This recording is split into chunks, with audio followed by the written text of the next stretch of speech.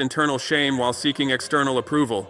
The journalist pressed further, "But wasn't it dangerous to challenge such a powerful nation?" I smiled, thinking back to that 3:17 a.m. phone call that had changed everything. The only thing that was dangerous was their assumption that African leaders would continue accepting ultimatums forever. Netanyahu's mistake wasn't in making threats, it was in making them to someone who had nothing left to lose and everything to protect. And your message to young Africans? When someone gives you an ultimatum, whether it's 48 hours or 48 years, remember that ultimatums are not facts.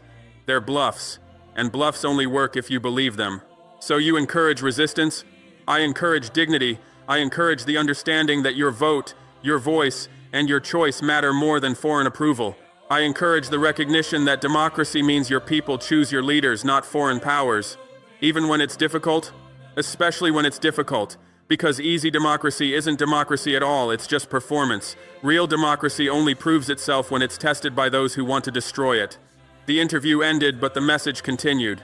Across Africa and beyond, leaders had learned that the most powerful response to an ultimatum is not submission or defiance. It's the calm recognition that ultimatums have no power over people who refuse to be intimidated. They had learned that when someone gives you 48 hours to abandon your principles, the correct response is not to ask for more time, it's to refuse immediately and completely. And sometimes, that refusal changes everything. Today, when I think back to those 48 hours, I don't remember the fear or the pressure or the threats. I remember the moment I realized that no foreign power has the right to remove an African president from office. I remember the sound of my people in the streets, defending their democracy against foreign interference. I remember the calls from other African leaders, choosing continental solidarity over international pressure. Most of all, I remember hanging up the phone on Netanyahu and feeling something I hadn't felt in years, the absolute certainty that I was exactly where I belonged, doing exactly what I was elected to do, representing exactly the people who mattered most. They gave me 48 hours to leave or surrender. I gave them 48 hours to understand that some leaders don't negotiate with ultimatums. And in those 48 hours, we both learned something important. African democracy is stronger than foreign threats. African dignity is more powerful than foreign pressure. And African leaders serve African people, not foreign powers. The ultimatum expired. The president remained. The democracy survived. And that, more than any diplomatic victory or economic success, is what real sovereignty looks like. But let me tell you what happened in the months and years that followed Netanyahu's failed ultimatum. What the international media never reported. What the think tanks and policy papers never captured. The real transformation that began when one African leader refused to bow to foreign threats. 3 months after the 48-hour deadline expired, I received another unexpected visitor. This time, it wasn't a former Israeli intelligence officer. It was Sarah Cohen, a young Jewish-American journalist who had been following the story from New York. "President Traore," she said, sitting across from me in my office, "I need you to understand something. What Netanyahu did to you, that wasn't Judaism. That wasn't Jewish values. That was colonialism wearing a Star of David." She opened her laptop and showed me something that stunned me. A petition signed by over 50,000 Jewish people worldwide condemning Netanyahu's ultimatum to Burkina Faso, rabbis from New York, Holocaust survivors from Montreal, Israeli peace activists from Tel Aviv itself. "We know what it's like to be threatened by powerful governments," she continued. "We know what it's like to be told we don't belong in our own homes. What Netanyahu did to you is exactly what was done to us for centuries, and many of us are ashamed." She left me with copies of statements from Jewish organizations across 5 continents, all supporting Burkina Faso's right to self-determination, all condemning the use of ultimatums against democratically elected governments, all drawing connections between their own history of persecution and Africa's struggle for genuine independence. That visit taught me something crucial. The fight wasn't between African people and Jewish people. It was between those who believed in dignity for all peoples and those who believed some nations should dominate others. 6 months after the ultimatum, the ripple effects had spread far beyond Africa. I started receiving calls from leaders on other continents who had faced similar pressure. Bolivia's president, Ibrahim, they tried the same tactics on us when we nationalized our lithium, threatened economic isolation, questioned our democratic legitimacy. Your resistance showed us it could be survived. Ecuador's leader, we terminated their oil contracts last month. When they threatened us, I played the recording of your response to Netanyahu. They backed down immediately. Venezuela's Maduro, Your 48-hour stand has become a case study in our military academies. How to resist superpower ultimatums. You've written a new playbook for sovereignty. By year's end, something remarkable had emerged. A global network of nations that had learned to say no to ultimatums. Not an official alliance, something more powerful. A shared understanding that threats could be resisted, pressure could be survived, and dignity was worth more than comfort. But the most profound change was happening inside Africa itself. The continent that had spent decades divided by colonial borders, competing for Western approval, was discovering something it had forgotten: unity through resistance. The African Union session that had been called to support Burkina Faso during the 48-hour crisis became something unprecedented. Instead of the usual diplomatic language and compromise positions, African leaders spoke with a clarity that hadn't been heard since the independence movements of the 1962nd. Nigeria's president stood at the podium.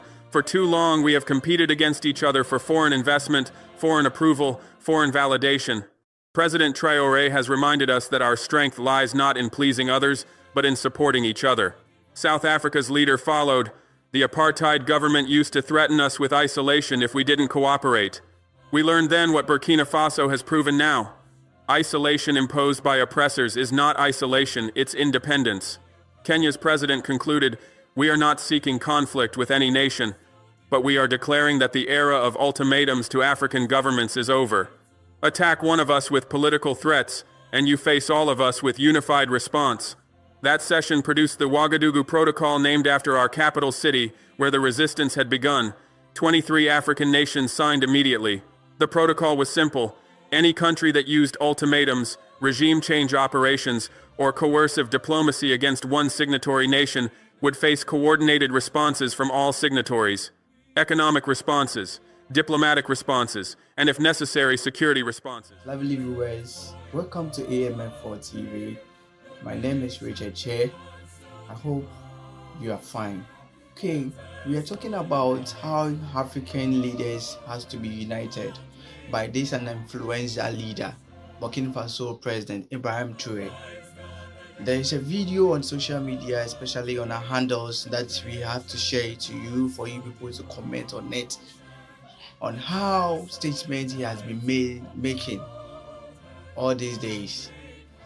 We'll keep on updating you on this issue, but don't forget to subscribe to our YouTube channel for more of this video, as well as similar videos like this. Let's listen to whatever he said and on social media to see, and then also don't forget to comment when you watch this video. Kindly also not forget to subscribe to our YouTube channel, share this video for people to also watch and like us. For the first time since independence, African nations had created a mutual defense pact, not against military invasion, but against political interference. The Western response was predictable. Think tank reports warned about African authoritarianism. Academic papers discussed the dangers of South-South cooperation. News outlets ran stories about anti-Western sentiment in Africa. But something had changed in how Africans received these criticisms. Instead of rushing to reassure Western media that they remained committed to international partnership, African officials simply ignored the criticism and continued building. Building what? Alternative systems. The African Monetary Union accelerated its timeline for a continental currency. Why allow foreign powers to use dollar dependency as a weapon when Africa could trade in African money? The African Space Consortium launched its first communications satellites. Why remain dependent on foreign surveillance systems when Africa could monitor its own territory? The African Internet Infrastructure Project began laying fiber optic cables between major African cities. Why route African communications through European and American servers when Africa could communicate with itself directly? Most importantly, the African Leadership Academy was established in Kampala, Uganda, an institution dedicated to training the next generation of African leaders in something that had never been taught before: how to resist foreign pressure while maintaining international relationships. The curriculum included courses like dignified diplomacy, economic sovereignty strategies, and media warfare defense. But the most popular course was called simply the 48-hour protocol, a detailed study of how ultimatums could be resisted, pressure could be survived, and threats could be turned into opportunities for unity. Students from across the continent came to study the recordings of Netanyahu's calls, analyze the responses, understand the decision-making process, and practice similar scenarios. They learned not just the tactics of resistance, but the psychology of it. How to remain calm under pressure, how to build alliances quickly, how to communicate strength without aggression, how to transform threats against you into threats against the entire continent. By the second anniversary of the 48-hour ultimatum, over 500 young African leaders had graduated from the academy. They returned to their countries not as potential puppets of foreign powers, but as advocates for dignified independence. Some became cabinet ministers who refused to sign extractive contracts.